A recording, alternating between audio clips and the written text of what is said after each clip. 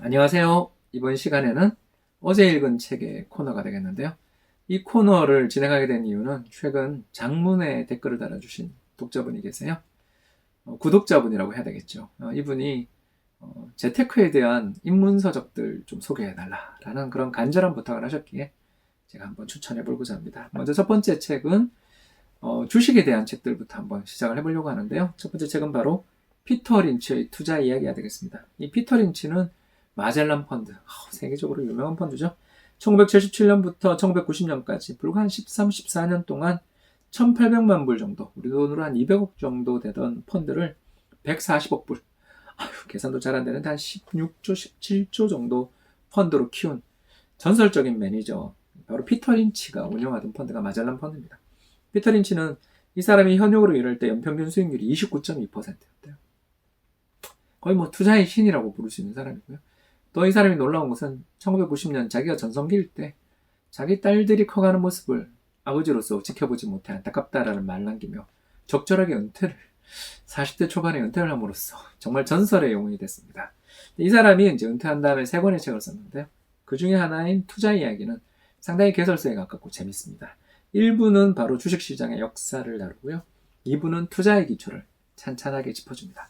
그리고 3부에서는 기업의 일생, 특히 미국을 대표하던 기업 카네기의 US 스틸의 흥망성쇠를 다루면서 영원한 주식, 영원한 세상, 영원한 성장은 없다라는 것도 보여줍니다. 주식에 투자하고자 하시는 분들이라면 일단 주식시장의 역사, 그리고 주식시장의 기초를 알아야 된다는 측면에서 추천합니다. 두 번째로 추천할 책은 바로 모든 주식을 소유하라가 되겠는데요. 피터 린치의 책을 읽고 나면 주식 투자하고 싶어서 온몸에 갈증이 생길 것입니다. 야, 이렇게 주식시장이 강한 성장세를 보였다니. 이렇게 좋은 기업들을 우리가 골라잡을 수 있는 주식시장이라는 것은 정말 멋지구나. 이렇게 생각하기 쉬운데요. 존 보글, 바로 이 존 보글은 세계 최대의 펀드 회사인 뱅가드 그룹을 창시한 사람입니다. 이 뱅가드 그룹에서 파는 펀드가 바로 그 유명한 인덱스 펀드입니다. 인덱스 펀드가 뭐냐? 주식시장에 존재하는 대표적인 주가지수를 복제해서 주식시장의 수익률을 그대로 추정하려는 펀드가 되겠습니다. 즉, 매니저에게 종목의 피킹, 종목의 선정을 맡기는 게 아니라 종합주가지수, 코스피 200지수, 혹은 S&P 500지수와 같은 세상에 존재하는 지수를 그대로 복제하는 펀드를 의미하죠. 왜 이 펀드에 투자를 해야 되는가? 피터 린치와 같은 능력을 가진 사람은 대단히 희소하기 때문이다라는 존 보글의 이야기는 굉장히 가르침을 받을 만합니다. 특히 존 보글의 이 책은 2000년 전후에 발간됐는데요. 이때 이 사람이 이렇게 이야기합니다. 앞으로 미국 주식시장은 잃어버린 10년을 기록할 가능성이 높다. 정말 탁월한 견해죠. 실제로 미국 주식시장은 2000년부터 시작해서 2011년까지 박스권을 유지했던 바가 있습니다. 왜 이렇게 주식시장이 어려운 곳인가? 왜 잃어버린 10년을 경험할 수도 있는가? 이런 부분에 대한 존 보글의 지적을 듣다 보면 정말 주식 투자는 어려운 부분이 많으니 주식시장의 성장에 같이 하기 위해선 인덱스 펀드라는 대체제도 있구나. 공부 한번 해보시면 정말 좋을 것 같고요. 세 번째로 추천할 책은 투자에 대한 생각입니다. 이 책은 바로 하워드 막스라는 미국의 펀드 매니저인데요. 이 사람 글을 참 잘 씁니다.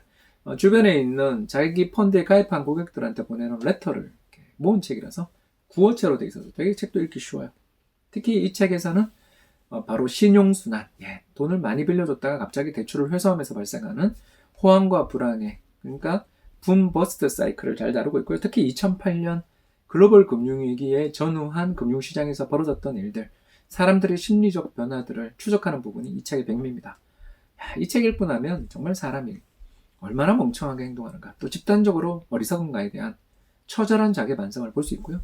또 어떻게 본다면 세상의 사람들의 마인드가 가장 비관적일 때 투자를 해야만 성과를 거둘 수 있다는 역발상의 철학까지 얻을 수 있다는 점에서 추천할 만한 책입니다.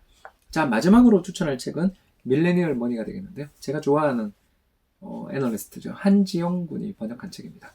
한지영 군이 얼마 전 저희 유튜브 채널에 출연해가지고 주식시장 전망에 대한 이야기도 해줬던 거 여러분 기억나실 겁니다. 이 밀레니얼 머니는 사람들이 2008년에 트라우마에서 벗어나지 못하고 있다는 데서 시작합니다. 금융시장이 폭발적으로 상승했다가 폭락하는 순간을 겪고 나면 사람들은 주식이 대단히 위험하다는 생각에서 주식 자체를 아예 멀리하게 되죠. 특히 우리나라 2030 세대, 미국의 밀레니얼 세대들이 실제로 그렇대요. 주식을 비롯한 금융시장의 자산들이 너무 불안정하고 위험하다는 생각 속에서 아예 그쪽에 대한 관심을 꺼버린다라는 거죠. 근데 그러면 정말 큰일 난다. 왜 그런가에 대해서 이 젊은 사람의 눈높이, 2030 세대의 눈높이에 맞춰서 왜 젊음이라는 무기를 활용하지 않는가라는 따끔한 질책을 들려주는데 그 이야기가 참 재밌어서 추천하게 되는 것 같습니다. 주식 투자에 있어서 역사, 그리고 투자에 존재하는 위험, 그리고 붐 버스트 사이클, 그리고 마지막 주식 투자를 대하는 태도, 장기 투자의 필요성에 대한 이야기까지 들려주는 이 4권의 책을 읽으신다면 주식 투자를 시작하는 데 있어서의 아주 기본적인 장비는 갖추었다. 이런 정도는 말씀을 드릴 수가 있을 것 같네요. 지금까지 시청해 주셔서 대단히 감사합니다.